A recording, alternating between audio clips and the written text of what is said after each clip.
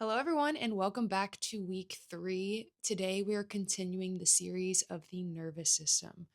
I wanted to do this series like I talked about in episode 1, and if you haven't watched that, go watch that one first. We explain all things about the nervous system. It is such a buzzword in our society right now, but I feel like a lot of people are finding themselves more stressed and more overwhelmed because they don't understand it. And everybody's just like, regulate your nervous system. And you're like, okay, that sounds great, but like, what is a nervous system? Am I dysregulated? How do I know? And so we're just breaking it all down. This week, we're going to talk about how to tell if your nervous system is dysregulated. And this is how to tell without turning it into something to obsess over to add to fuel to the fire. So, if you're listening to this episode, there's a good chance you've asked yourself some version of this question. Is my nervous system dysregulated? I went through a whole time in my life of like focusing so much on if my nervous system was dysregulated that I was probably making it more dysregulated. And you're like, am I just anxious? Am I missing something? Is this even anxiety? And even asking the question can send you into a spiral, which it did for me. And that's why this series is so important because we're really going to get a hold of the root, and we're really going to get a hold of not making this something you just obsess over and add to the list. It's kind of like when people are talking about health and wellness stuff and you find yourself feeling more stressed out that you just end up eating whatever because you're like, okay, don't do this, add in this. You're like, what am I supposed to do? So because once you learn the phrase dysregulated nervous system, it can quickly become just like another thing that you're monitoring. Like, oh my gosh, am I adding to my dysregulated nervous system?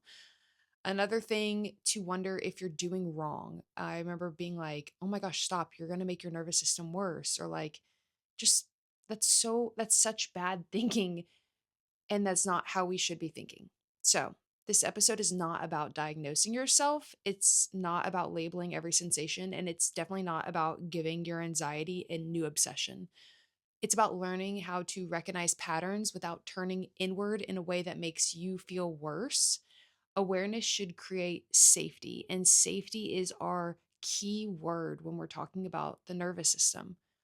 Our bodies are going to provide us with no anxiety when we first feel safe. Like we talked about in episode 1, safety comes before calm. We must find a way for our bodies to feel safe in order for our bodies to experience and accept calm. Because you might have moments right now, and I relate to this, where you will have moments, seasons, times where you feel calm, but you question it. You're like, ooh, I feel calm. This doesn't feel right. I don't feel like I should be feeling calm. And then you find yourself worrying about why am I calm? So, let's break it down. What dysregulated actually means. Before we talk about signs, we need to define the word. A dysregulated nervous system does not mean you're broken, you're damaged, permanently stuck, something you need to urgently fix and just immediately get a hold of. It simply means your nervous system is spending more time in protection mode than in safety mode. That's it. More time in protection mode than in safety mode. And it can't be in safety mode because it doesn't believe it is safe. And that's it. Regulation isn't about feeling calm all the time, it's about flexibility. So, a lot of times when we are in this dysregulated nervous system from all this chronic stress and chronic anxiety we've been living under, we don't have flexibility of our nervous system. Our nervous system is stuck in this. We don't feel safe. We don't feel regulated. And so we are stuck in this loop of dysregulated, like just not a good place to be in.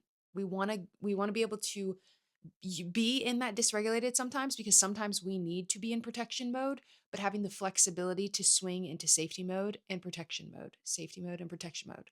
Right now, a lot of us are stuck in just that protection mode and we don't shift ever to the safety mode. So, a regulated nervous system can get activated, handle stress, and recover from it well, and then return to a baseline. Kind of what I just said. Dysregulation happens when your body struggles to come back down, not because it's weak, but because it's learned that staying alert feels safer. So maybe there's times where you're not worrying and you're like, I feel like I need to be worrying about something or I'm going to miss something. That is your body from a learned behavior that worrying feels more protective, and that we always want to protect ourselves. Like we always want to feel safety. We are finding safety in protection, which that isn't how it works. So we want to feel safety first, then we'll feel the calm. So that's what dysregulated actually means. Now, one of the big, oop, I hit my mic, guys. One of the biggest mistakes people make is they get tripped up on, they start looking for symptoms instead of patterns. So anxiety loves symptom checking.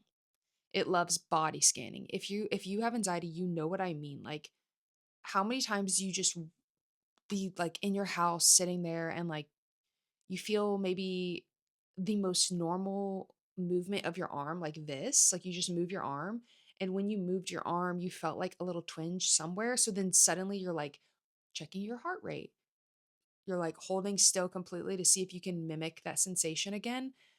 That is body scanning. It loves asking, is this normal? So I want to be very clear. You cannot tell if your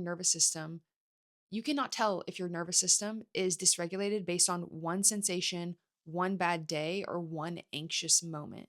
So, dysregulation shows up in patterns over time. Think rhythm, not moments. So, if you're just having like an anxious day, but 99% of your days you feel pretty good, that's not a dysregulated nervous system. Feeling anxiety to a certain degree is completely normal. Feeling anxious sometimes is completely normal. I'm talking about when it is you feel all your days are controlled by being in this overly protective, always on edge, ready to fight or flight at any moment, or just compulsively living in fight or flight. Some emotional signs of a dysregulated nervous system is not as constant panic, but as lack of emotional flexibility. You might notice you are more irritable than others just for really no reason. Small things overwhelm you. You cry easily or feel even emotionally flat. You feel stuck in this doom or fear or numbness. You feel like you're on edge even when it's a good day. Like, even when you're excited for something, you're just kind of on edge. Like, is it going to be a good day? Is something going to happen? And none of this means that something is wrong with you. It just means your nervous system has less capacity right now. Think of it like a tired muscle. When we work out our muscles, think about how you feel after an exercise. Your arms fatigue. It's just kind of wants to rest. It's worn down. It's done for the day. That's how it feels when our nervous system is living in dysregulation. It is just at capacity. It has nothing left to give. Some physical signs of dysregulated nervous system. This is the part many of you are listening for. So I want to handle it gently because, yes, dysregulation can show up physically, but not in this perfect, neat little checklist, because a lot of times it can show up in many different forms of physical symptoms. And a lot of people know this with anxiety. There's so many physical symptoms that anxiety can show up as, but it can look like tension that doesn't ever fully release, digestive issues that flare during stress, fatigue that sleep doesn't fix, racing heart rate during rest, shallow breathing, feeling like you're like just can't really get a regulation of it, um, dizziness, lightheadedness, or feeling off, just off, like can't really pinpoint what exactly it is, but you just feel off. A very heightened sense of awareness of sensations. You are just hyper aware of everything you feel in your body. And here's the key difference: these symptoms often change, move, or improve with distraction or rest. They don't allow a predictable medical pattern, so they follow your stress load. Think about that. Think about, a lot of times people are like, this feels like something sinister. And I'm like, okay, but when you're distracted, do you kind of notice you don't feel the symptoms? And 9 times out of 10, most people feel that way. When you are truly distracted, truly like not thinking about it for a second, someone has you at complete distraction. It's weird how, like, okay, you're not focused on your racing heart rate, right? So a medical issue doesn't follow that pattern. They don't, that doesn't make them imaginary. I want to emphasize that. That doesn't make the symptoms not real. It just makes them nervous system driven. So when we are distracted, our nervous system can kind of go into this other mode of focusing on whatever we're being distracted by. That's why distraction feels like the best coping mechanism for people when they feel anxious, just like diving into something else. Some people, they just work 24/7 because when they're not working or they're not putting their mind on something, they feel anxious. And that is a huge sign of a dysregulated nervous system that you can't. Bless me. Oh, sorry.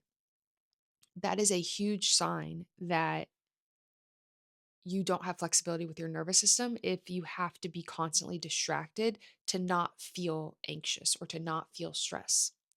So, behavioral signs people miss with people with a dysregulated nervous system is dysregulation often shows up in behavior and not just feelings. You might notice avoiding things you used to do, like that you really enjoyed, canceling plans because you just feel off and you just don't feel like you're going to be yourself. You're going to cause a scene, you're going to be weird, constantly checking your heart rate, breathing, or your body, reassurance seeking, Googling symptoms late at night, feeling safer at home, or staying still.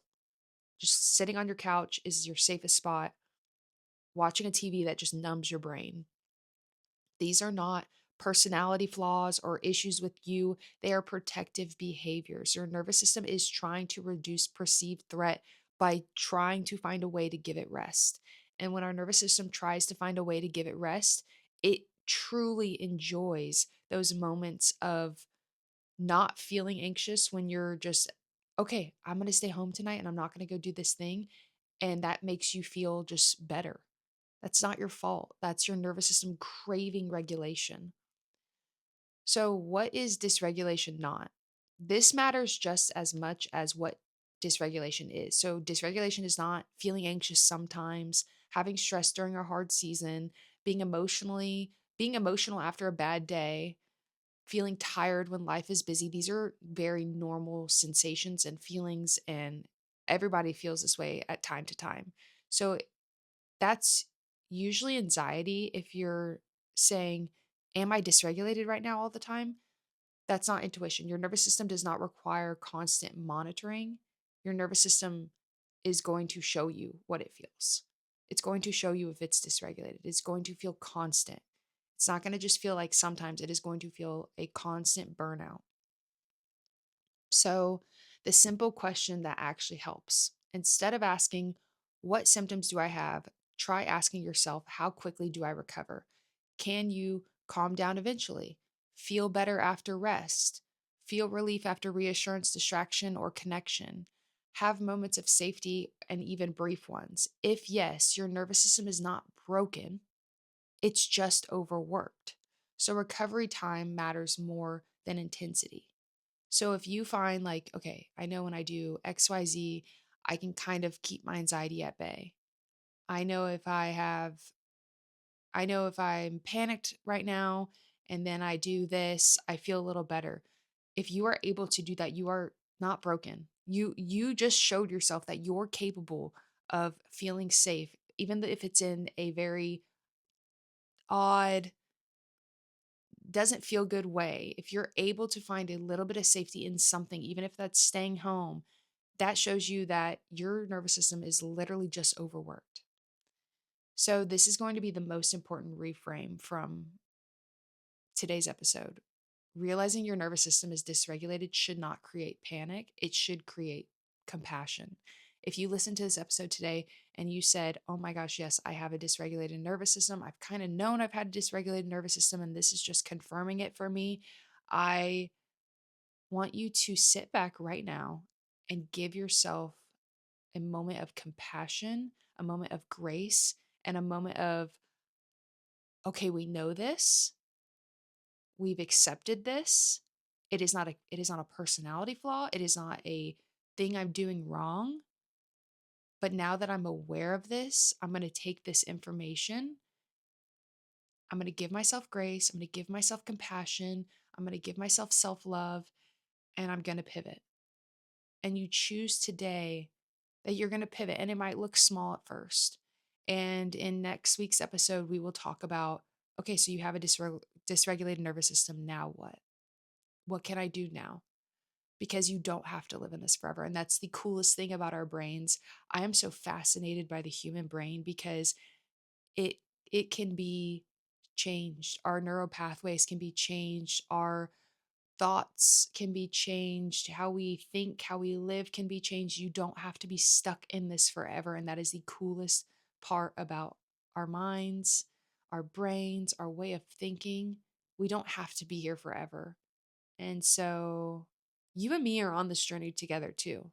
I, the more I learn, the more I'm fascinated with our ability to change, our ability to become, our ability to know that we're not stuck here.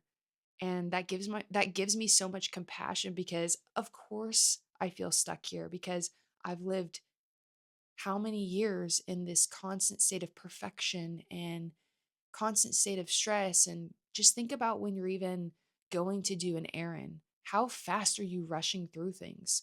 Are you just flying around the house getting things done? I'm guilty. That's me, rushing through the day. And then you're like, of course I'm dysregulated. But then I sit back and I'm like, I'm deserving of rest. I'm deserving of slowing down. I'm deserving of regulating myself and I'm deserving of healing. And so are you. And so in the next episode, we're going to talk about something that brings a lot of relief. And that is, okay, I'm dysregulated. Now what? Because when you understand why, shame loosens the grip. Shame does not have a hold of you because there's a lot of shame and blame and self hatred. And we will never heal in that place. So healing starts to feel possible again when you believe that it's possible. So if this episode made you want to breathe a little deeper, that's a good sign. Your body's never asking for perfection, it's asking for patience. And I'm really happy and excited about this nervous system journey we're on together. And I look forward to seeing you in the next episode. I will see you guys next week. Bye.